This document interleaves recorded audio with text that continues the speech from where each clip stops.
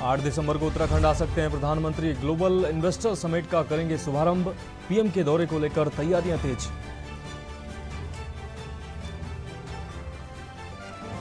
चार दिसंबर को धामी की कैबिनेट बैठक। कई अहम प्रस्तावों पर लग सकती है मुहर। सीएम धामी की अध्यक्षता में बैठक का होगा आयोजन।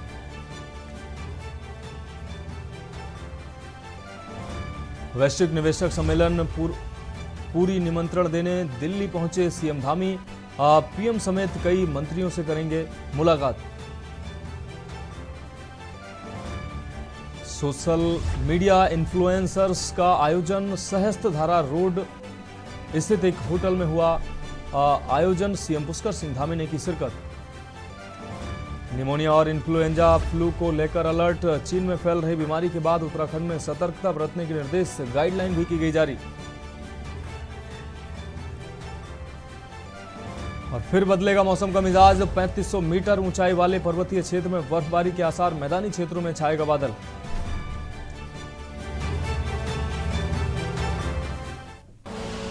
आप देख रहे हैं के न्यूज, खबरों का सारथी। नमस्कार, उत्तराखंड की खबरों के साथ मैं हूं मनोज मानस।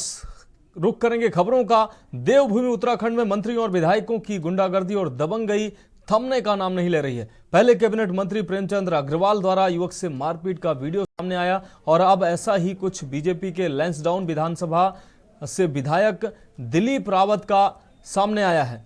मिली जानकारी के मुताबिक भाजपा समर्थक की गाड़ी का चालान होने से लैंसडाउन के भाजपा विधायक दिलीप रावत काफी नाराज हो गए। उन्होंने परिवहन विभाग के अधिकारी को पहले खरी खोटी सुनाई। उसके बाद विधायक दिलीप रावत ने बीच सड़क पर ही अधिकारी को थप्पड़ मारने के लिए हाथ भी उठाया। बताया जा रहा है कि यह घटना कोटद्वार की है, जहां विधायक दिलीप रावत और परिवहन अधिकारी हरीश सती के बीच हुए इस घटनाक्रम का किसी ने वीडियो बना लिया। अब यह सोशल मीडिया पर काफी वायरल हो रहा है।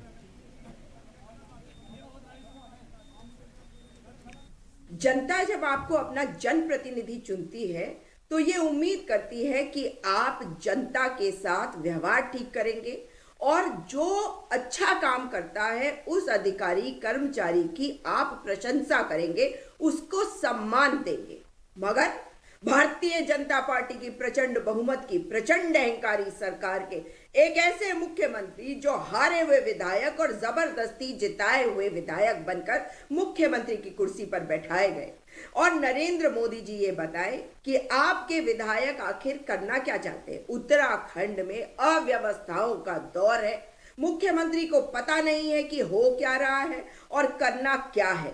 और अब देखिए कि पहले प्रेमचंद अग्रवाल ने कैसे सरेआम एक व्यक्ति की पिटाई करी, कैसे आंदोलनकारियों के साथ बदतमीजी करी, और अब दिलीप महंत अपने आप को कहने वाले लैंसडाउन के विधायक, जिनका मैं आज तक बड़ा सम्मान करती थी, मगर आज उनकी असलियत देखकर ऐसा लग रहा था जैसे सत्ता की हनक और विधायक की धमक, इसके तहत जीने पर मजबूर होना पड़ेगा उत्तराखंड की जनता को। अब रुक करेंगे अगली खबर का। उत्तरकाशी की सिलक्यारा टनल में फंसे उत्तराखंड कोटद्वार के गब्बर सिंह नेगी अपने घर कोटद्वार पहुंच गए। कोटद्वार पहुंचने पर स्थानीय लोगों ने ढोल नगाड़ों के साथ गब्बर सिंह नेगी का जोरदार स्वागत किया। इस दौरान उत्तराखंड विधानसभा अध्यक्ष व कोटद्वार से विधायक ऋतु खंडूरी भूषण ने कोटद्वार के लालपनी के विशनपुर स्थित गब्बर सिंह के आवास पर पहुंचकर उनका स्वागत कर सम्मानित किया। इस अवसर पर विधानसभा अध्यक्ष ने उनके जज्बे और साहस की सराहना की।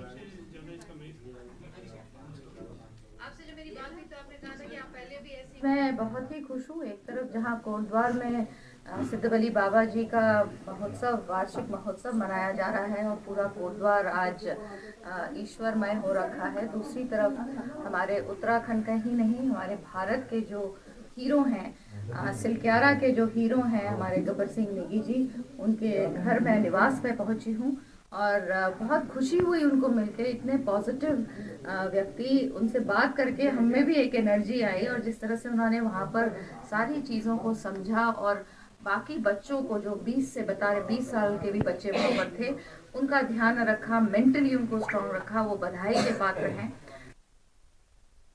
रुक करेंगे अगली खबर का। रामनगर व तराई क्षेत्र के काशीपुर, हेमपुर, जसपुर आदि क्षेत्रों के आसपास के आबादी क्षेत्रों में अजगर और अन्य सांप बड़ी मात्रा में ग्रामीण क्षेत्रों में घुस रहे हैं। तराई के काशीपुर, जसपुर, हेमपुर आदि की जनता जागरूकता और वन विभाग की सक्रियता के चलते इनका सही समय पर रेस्क्यू हो रहा है।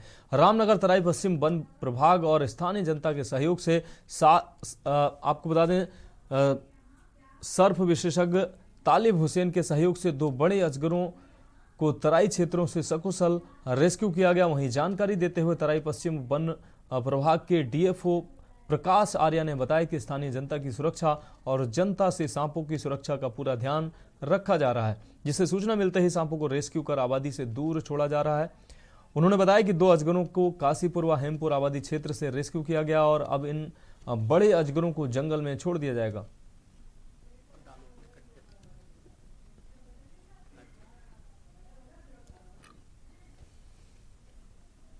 ये जो पहल है हम लोग वन विभाग की तरफ से कि जो आबादी के अंदर जो सांप और विभिन्न प्रजातियों के जो सांप आ जाते थे उनका रेस्क्यू करने का जो कार्य है ये काफ़ी समय से हम लोग कर रहे हैं और ये बड़ा एक इसकी पहल है। ये अभी जो आप देख रहे हैं 2 अजगर हैं जिसको बर्मीज पाइथन कहते हैं हम लोग। तो ये बर्मीज पाइथन पकड़े गए हैं, एक काशीपुर से और एक गौशाला से। तो ये जो इसकी ये प्रक्रिया ऐसी हो रही है कि इसकी वजह से जो लोग जनरली पहले क्या करते थे, सांप अगर घर के आसपास कहीं दिख जाता था तो मार देते थे उनको। तो अब वो क्योंकि उनको पता है, सभी लोगों को पता है कि वन विभाग की अपनी टीम है जो कि सांपों का रेस्क्यू करती है, तो तुरंत सभी लोग फोन करते हैं।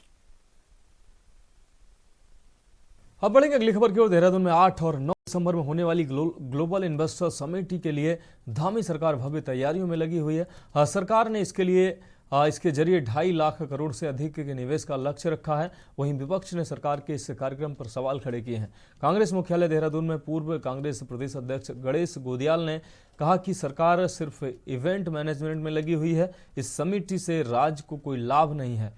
गणेश गोदियाल ने सरकार से मांग की है कि वर्ष 2018 में हुई ग्लोबल इन्वेस्टर समिट से राज्य में कितना निवेश आया, इसका श्वेत पत्र जारी किया जाए। वहीं बीजेपी विधायक विनोद चमोली ने गणेश गोदियाल के इन आरोपों पर पलटवार करते हुए कहा कि कांग्रेस की नकारात्मक राजनीति करने की आदत है, जबकि हकीकत में इन्वेस्टर समिति से राज्य को काफ़ी लाभ हो रहा है। आपको बता दें कि धामी सरकार ने इस ग्लोबल इन्वेस्टर समिट से राज्य में 2.5 लाख करोड़ से अधिक के निवेश का लक्ष्य रखा है।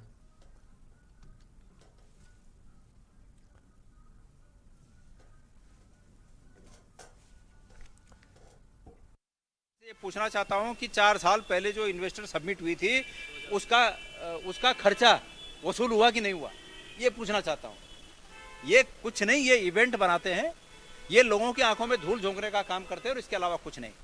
आपको याद दिला दूं, उस समय जो इन्वेस्टर सबमिट हुई थी उसमें जो सबसे बड़ी उम्मीद की किरण थी वो थे मुकेश अंबानी, और मुकेश अंबानी ने यहाँ पर अनुपस्थित होकर, मतलब उस समिट में आए भी नहीं, और ये कह दिया था, याद होगा आपको, ये कह दिया था कि उत्तराखंड में मैं जियो की जो पूरे लाइनें बिछा रहा हूँ वही मेरा बहुत बड़ा योगदान है। तो जियो की लाइन बिछा रहे हैं भाई, वो तो अपना धंधा कर रहे हैं, ठीक है। जियो नहीं होता तो हमारे पास एयरटेल था, हमारे पास वोडाफोन था, हमारे पास बीएसएनएल था, बीएसएनएल को खत्म करके वो जियो आया। देखिए, कांग्रेस की हालत वो है जब मोतियाबिंद के ऑपरेशन के बाद काला चश्मा चढ़ाया जाता है तो उसको दिखता कुछ नहीं, चश्मा इसीलिए चढ़ता है कि कुछ धूप ऊप न लगे। तो कांग्रेसियों की हालत वही हो गई है। त्रिवेंद्र जी के राज में 40,000 करोड़ का यहाँ पर निवेश आया है। 1.25 लाख करोड़ के लगभग हमारे वहाँ पर एमओयू हुए थे, कोरोना आ गया था। 1.25 लाख करोड़ में अगर 40,000 करोड़ का निवेश यहाँ पर हुआ है तो क्या कांग्रेस को पच नहीं रहा है क्या? आज हम 2.5 लाख करोड़ का एमओयू करने जा रहे हैं लगभग। मैं कहता हूँ अगर 1 लाख करोड़ भी हमको टर्नअप होता है, हमारे यहाँ निवेश होता है, तो क्या छोटी उपलब्धि है क्या? वो बताए ना उनकी सरकारों में क्या हुआ है। मैं बताना चाहता हूँ, जो 2003 में जब नरेंद्र तिवारी जी की सरकार बनी थी, आपको ध्यान में होगा, तो उस समय अटल जी की सेंटर में सरकार थी। रुक करेंगे अगली खबर का। उत्तराखंड के नवनियुक्त पुलिस महानिदेशक अभिनव कुमार ने पुलिस मुख्यालय सभागार देहरादून में सभी जिला प्रभारियों, सेना नायकों और परिक्षेत्र प्रभारियों के साथ बैठक की है। इस दौरान उन्होंने कहा कि अभी अपना काम पूरी निष्ठा और समर्पण से सभी करें, सबको मिलकर पुलिस को नई ऊंचाइयों पर ले जाना है। वहीं अपराध एवं कानून व्यवस्था अनुभागों की समीक्षा में डीजीपी ने जमानत व पैरोल पर आए आरोपी अभियुक्तों की निगरानी और उनकी गतिविधियों पर सतर्क दृष्टि रखने मासिक अपराध गोष्ठी में जेल अधीक्षकों को आमंत्रित कर उनसे सूचनाओं का आदान प्रदान करने को कहा।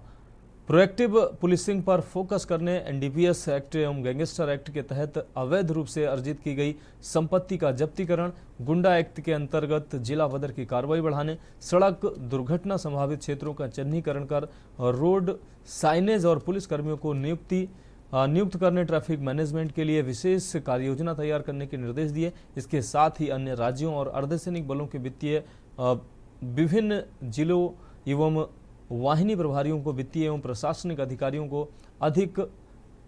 अधिकारों को अधिक मजबूत किया जाएगा।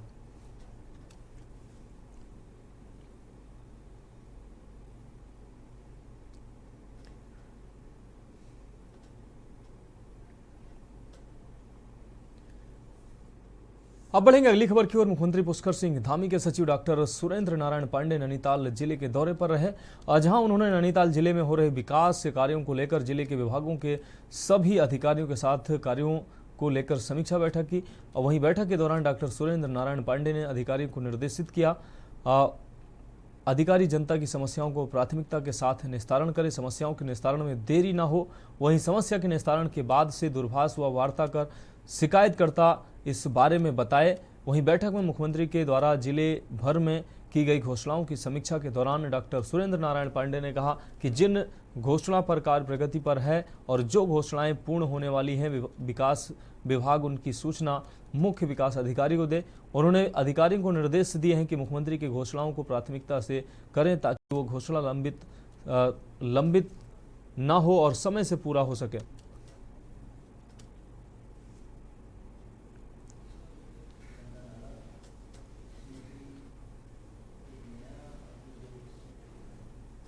जी का जो मूल मंत्र है कि सरलीकरण, समाधान, निस्तारण और संतुष्टिकरण, उसी के अंतर्गत विभिन्न विभागों में और विभिन्न जनपदों में शासन स्तर के अधिकारी जो है भ्रमण कर रहे हैं और उसके अंतर्गत जिले के विकास कार्यों की समीक्षा, विभिन्न योजनाओं की समीक्षा, रात्रि विश्राम और ग्रामीण भ्रमण के कार्यक्रम किए जा रहे हैं। आज हमने नैनीताल जनपद का जो रिव्यू किया है सुबह, उसमें विभिन्न विभागों की जो योजनाएं हैं उनका धरातल पर किस प्रकार से लाभ जनता को मिल रहा है और जो राज्य सरकार की योजनाएं हैं या भारत सरकार की योजनाएं हैं उसका किस प्रकार से सरलीकरण किया जाए, प्रक्रियाओं को किस प्रकार से सरल किया जाए।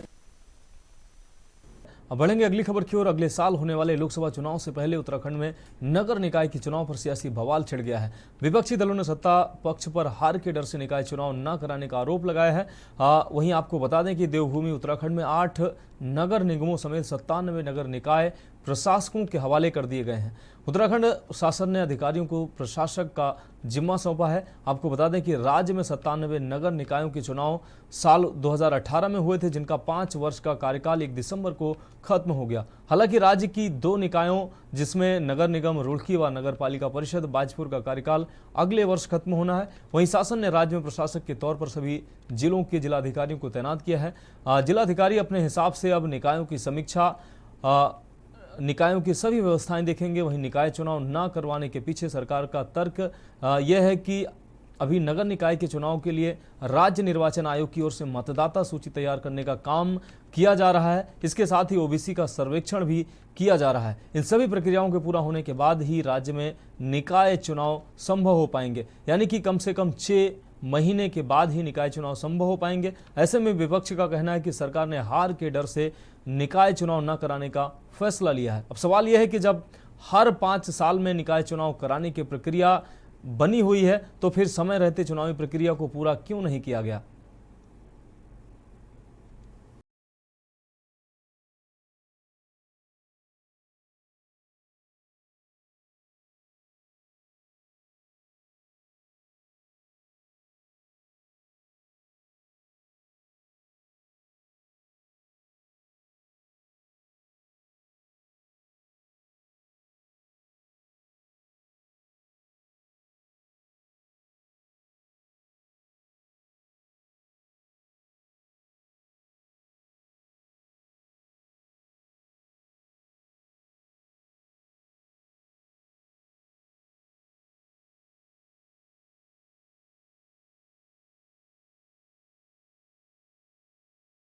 को नगर निगम और नगर निकाय सौंपे जाने से पहले देहरादून नगर निगम की अंतिम बोर्ड बैठक हुई, जिसमें कई महत्वपूर्ण प्रस्तावों पर मुहर लगी। बोर्ड ने शहर में बनाए जा रहे बेडिंग जोन में 50% दुकानें स्थानीय बेरोजगारों को देने, राज्य आंदोलनकारियों को भवन कर में 100% छूट देने समेत कई महत्वपूर्ण प्रस्तावों पर मुहर लगी। इसके साथ ही नगर निगम की ओर से वर्ष से अब निकायों की सभी व्यवस्थाएं देखेंगे। वहीं निकाय चुनाव न करवाने के पीछे सरकार का तर्क यह भी है कि अभी नगर निकाय के चुनाव के लिए राज्य निर्वाचन आयोग की ओर से मतदाता सूची तैयार करने का काम किया जा रहा है। इसके साथ ही ओबीसी का सर्वेक्षण कार्य किया जा रहा है। इन सभी प्रक्रियाओं के पूरा होने के बाद ही राज्य में निकाय चुनाव हो पाएंगे, यानी कि कम से कम 6 माह बाद ही निकाय चुनाव संभव हो पाएंगे। ऐसे में विपक्ष का कहना है कि सरकार ने हार के डर से निकाय चुनाव न कराने का फैसला लिया है। जो जनहित में निर्णय है, जो किसी के व्यक्तिगत नहीं थे, जनहित में निर्णय थे, उनको लिया गया। अधिकतर निर्णय हुए, 1-2 को छोड़ के बाकी सब निर्णय हुए। तो 1-8 पार्षदों ने दिए हैं, तो वो भी जनहित में थे। इसलिए जो है आज जितने प्रस्ताव थे सब ने सर्वसम्मति से स्वीकृत, बोर्ड ने स्वीकृत करे हैं। लास्ट में बोर्ड ने, हमारे हरिभट्ट जी हैं, उन्होंने कहा है कि आज तक आपने विकास कार्यों के लिए सभी क्षेत्रों में पैसा आवंटित किया है, तो लास्ट में भी आप जाते जाते कुछ कर जाइए। तो लास्ट में उन्होंने कहा, लास्ट में हमने भी 50-50 लाख की सभी वार्डों में स्वीकृति दी है। कुल मिलाकर लोकसभा चुनाव से पहले राज्य में निकाय चुनाव पर सियासत गर्मा गई है। सरकार चुनाव से संबंधित जरूरी कार्रवाई पूरी न होने का हवाला दे रही है, जबकि विपक्ष की चिंता है कि सरकार लोकसभा चुनाव के प्रशासकों के सहारे लोकसभा चुनाव को प्रभावित कर सकती है। इसके साथ ही विपक्ष का कहना है कि सरकार हार के डर से निकाय चुनाव नहीं करा रही है। ऐसे में सवाल यह है कि आखिर क्यों समय रहते सभी प्रक्रियाएं पूरी नहीं की गईं? न करवाने के पीछे सरकार का तर्क यह भी है कि अभी नगर निकाय के चुनाव के लिए राज्य निर्वाचन आयोग की ओर से मतदाता सूची तैयार करने का काम किया जा रहा है। इसके साथ ही ओबीसी का सर्वेक्षण कार्य किया जा रहा है। इन सभी प्रक्रियाओं के पूरा होने के बाद ही राज्य में निकाय चुनाव हो पाएंगे, यानी कि कम से कम 6 माह बाद ही निकाय चुनाव संभव हो पाएंगे। ऐसे में विपक्ष का कहना है कि सरकार ने हार के डर से निकाय चुनाव न कराने का फैसला लिया है। पास एक बड़ा तंत्र है अपनी नाकामी को अपने पक्ष में करने का। अभी इस टनल वाले में आपने देखा 17 दिन तक कुछ ने आज उसको उत्सव बना लिया। पुलवामा की घटना घटी, उसमें उत्सव मना लिया। आज अपनी इस वजह से वो चुनाव नहीं कराएंगे। मैंने आपसे पहले भी कहा था, क्योंकि वो हमारे अंकिता भंडारी मर्डर केस में बैकफुट में थे, हमारे अग्निवीर योजना की वजह से बैकफुट में थे, पेपर लीक की वजह से बैकफुट में थे, SSC भर्ती घोटाले की वजह से थे, केदारनाथ में सोने की चोरी को लेकर वो बैकफुट में थे। उन्होंने चुनाव नहीं कराए, लेकिन उन्होंने प्रशासक बैठा के अग्रिम चुनाव में, जो आगे आने वाला चुनाव है, उसके लाभ लेने का पूरा प्रयास किया है। प्रशासकों को बैठाएंगे, स्थानीय बीजेपी के नेताओं के हिसाब से प्रशासक सरकार के दबाव में काम करेंगे और आने वाले लोकसभा चुनाव को प्रभावित करने की कोशिश करेंगे। लेकिन कांग्रेस अपनी पैनी दृष्टि बना के रखी है। कोई भी गलत काम, कोई भी इस तरह का काम जो चुनाव को प्रभावित करेगा, कांग्रेस के साथी उसको नहीं होने देंगे। उत्तराखंड सरकार ने नगर निकाय चुनाव में राज्य सरकार की जो अब तक के परफॉर्मेंस थी, जो विकास कार्यों की उनकी गति थी, उसके आधार पर कई सर्वे कराने के बाद जब उनको ये जानकारी मिली कि नगर निकाय चुनाव में भाजपा बुरी तरह हार का सामना उसको करना पड़ेगा और उसका नुकसान जो है उनको लोकसभा चुनाव में उठाना पड़ेगा, इस बात को देख करके उन्होंने नगर निकाय चुनाव लोकसभा चुनाव से पहले कराने का साहस नहीं कर पाए और नगर निकाय पर प्रशासकों को बिठाने का आदेश जारी कर दिया। आज से नगर निकाय प्रशासकों के हवाले हो गए। 74वां संविधान संशोधन में जो व्यवस्था है कि निर्वाचित प्रतिनिधि का चार्ज निर्वाचित प्रतिनिधि को दिया जाएगा, भाजपा की सरकार ने, डबल इंजन की सरकार ने, कहे ट्रिपल इंजन की सरकार ने, दूसरी पारी की सरकार ने जिस तरह से हार के डर से उस नियम की अवहेलना की, वो तो अपने आप में चिंताजनक है ही, लेकिन उसके साथ साथ ये भविष्य के लिए एक नया संकेत जो लोगों को मिल रहा है कि अब जो लोग प्रधान के चुनाव में भी मोदी जी का फोटो लड़ करके जीतने की उम्मीद लगाते थे, अब विधानसभा और लोकसभा के चुनाव में मोदी जी का वो चेहरा उनको कोई लाभ नहीं देने वाला है। और इस समय उत्तराखंड की सरकार मोदी जी के दबाव में नगर निकाय चुनाव को टाल करके, प्रशासक बिठा करके अब लोकसभा चुनाव के लिए एक नए भ्रष्टाचार की बुनियाद रखने का काम कर रही है। अरे एक व्यवस्था है, टर्म समाप्त हो गया, ओबीसी का सर्वे चल रहा है, ओबीसी की सर्वे की रिपोर्ट अभी आनी बाकी, अभी भी वोटर लिस्ट बन रही है और हाईकोर्ट के आदेश पर ओबीसी का सर्वे चल रहा है। जब तक ओबीसी का सर्वे पूरा नहीं होगा हम रिजर्वेशन पॉलिसी लागू नहीं कर पाएंगे। रिजर्वेशन पॉलिसी लागू करने के बाद ही चुनाव करा पाएंगे, उसके कारण ये मामला डिले हुआ। बहुत सामान्य सी चीज़ है, ये लीगलिटीज में फंसा हुआ मामला है। और क्योंकि टर्म समाप्त हो गया इसलिए प्रशासक बैठते हैं और सामान्य तौर पे कामकाज जो होता है वो प्रशासक उसका चलाते हैं, बोर्ड की पावर्स प्रशासक में निहित हो जाते हैं। इसमें अपनों का फायदा कहाँ से हो रहा है? ये तो एक प्रक्रिया है, उस प्रक्रिया का पालन हम लोग कर रहे हैं। कुल मिलाकर लोकसभा चुनाव से पहले राज्य में निकाय चुनाव पर सियासत गर्मा गई है। सरकार चुनाव से संबंधित जरूरी कार्रवाई पूरी न होने का हवाला दे रही है, जबकि विपक्ष की चिंता है कि सरकार लोकसभा चुनाव के प्रशासकों के सहारे लोकसभा चुनाव को प्रभावित कर सकती है। इसके साथ ही विपक्ष का कहना है कि सरकार हार के डर से निकाय चुनाव नहीं करा रही है। ऐसे में सवाल यह है कि आखिर क्यों समय रहते सभी प्रक्रियाएं पूरी नहीं की गईं। अब बढ़ेंगे अगली खबर की ओर। कालाढूंगी के वार्ड नंबर 1 में से दूसरे दिन भी गुलदार पिंजरे में कैद हुआ। आपको बता दें, वन विभाग द्वारा वन क्षेत्राधिकारी कालाढूंगी मुकेश जोशी के नेतृत्व में चलाए जा रहे सर्च ऑपरेशन के अंतर्गत लगाए गए पिंजरे में लगातार दूसरे दिन एक और गुलदार कैद हो गया। बताते चलें कि बीते 2 नवंबर की रात को एक गुलदार ने कालाढूंगी के वार्ड नंबर 1 निवासी 5 वर्षीय बच्ची को अपना निवाला बना लिया था, जिसको पकड़ने के लिए कालाढूंगी रेंज द्वारा कई स्थानों पर पिंजरे लगाए गए थे। रात्रि को बच्ची के घर के पास वाले बगीचे में लगे पिंजरे में गुलदार कैद हो गया। सुबह निगरानी करने वाली टीम ने पिंजरे में गुलदार को देखते ही वन क्षेत्राधिकारी सहित अपने अधिकारियों को सूचना दी। वन विभाग द्वारा गुलदार को मय पिंजरे के रामनगर रेस्क्यू सेंटर पहुंचाया गया। मुकेश जोशी ने बताया कि गुलदार का सैंपल लेकर हैदराबाद भेजा जाएगा। रिपोर्ट आने के बाद ही आगे की कार्रवाई की जाएगी।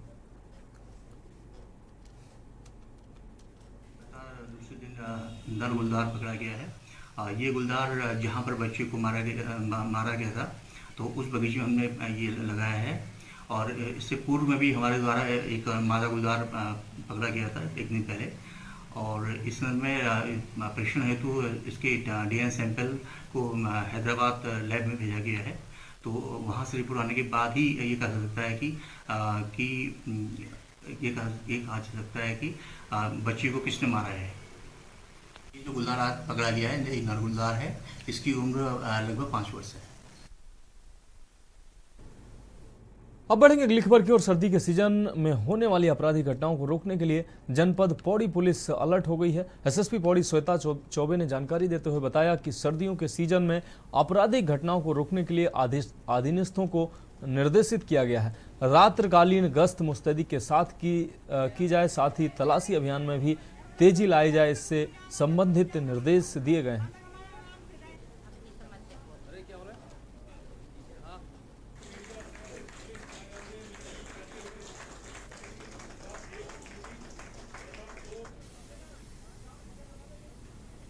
क्योंकि अब ठंड का मौसम आ रहा है और इस सीज़न में नकबजनी, लूट, इन सब की घटनाएं बढ़ जाती हैं, तो रात्रि की जो हमारी गश्त पिकेटिंग की व्यवस्था है उसको और अधिक प्रभावशाली करने हेतु निर्देश दिए गए हैं।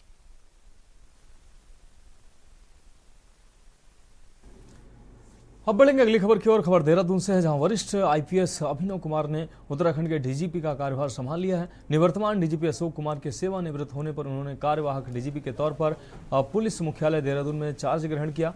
चार्ज संभालने के बाद अभिनव कुमार ने कहा कि पीड़ितों को न्याय दिलवाना और कानून व्यवस्था सुदृढ़ करवाना उनकी पहली प्राथमिकता है। इसके साथ ही साइबर अपराध एक सबसे बड़ी चुनौती है, इससे निपटने के लिए हमें बेहद मजबूत होना होगा। इसके लिए सिपाही स्तर से ही साइबर एक्सपर्ट तैयार करने होंगे। हमें सिपाहियों को भी साइबर अपराधों से निपटने के लिए ट्रेंड करना होगा। इसके लिए जल्द ही कार्ययोजना तैयार की जाएगी। इसके अलावा महिला अपराधों की रोकथाम के लिए भी विशेष प्रयास करने होंगे।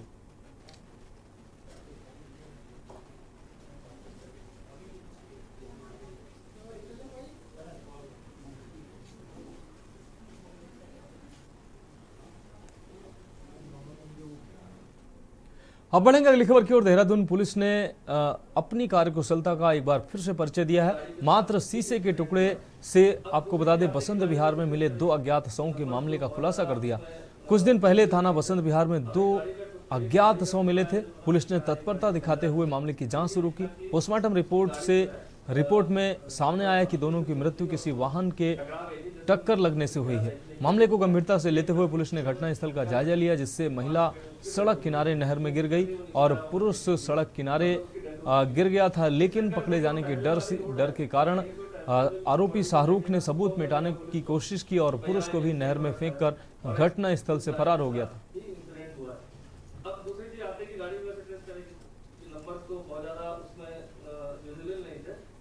वो दरू चौक बसंत विहार में टी स्टेट पड़ता है, वहाँ पर एक महिला और एक पुरुष की डेड बॉडी गूल में मिली थी सड़क के किनारे। क्योंकि जिस हिसाब से कंडीशन में डेड बॉडी मिली थी, कहीं ना कहीं संदेह पैदा कर रही थी। लेकिन इन्वेस्टिगेशन के दौरान ये चीज़ें क्लियर हो पाई कि ये दोनों जो लोग थे महिला पुरुष, वो कहीं एक दूसरे से परिचित नहीं थे और अलग अलग कामों से, कोई वॉक करने के लिए और कोई अपने अन्य काम से, महिला थी वो डेली उस रास्तों से जाना था।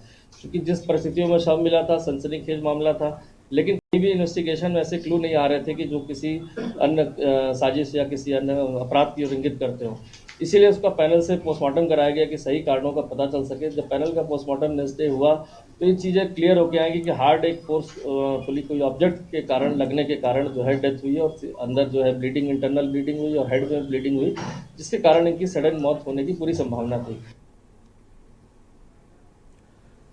तो उत्तराखंड की खबरों में अभी मेरे साथ इतना ही। मुझे दीजिए इजाजत और आप देखते रहिए के न्यूज़ इंडिया। आप देख रहे हैं के न्यूज़, खबरों का सारथी।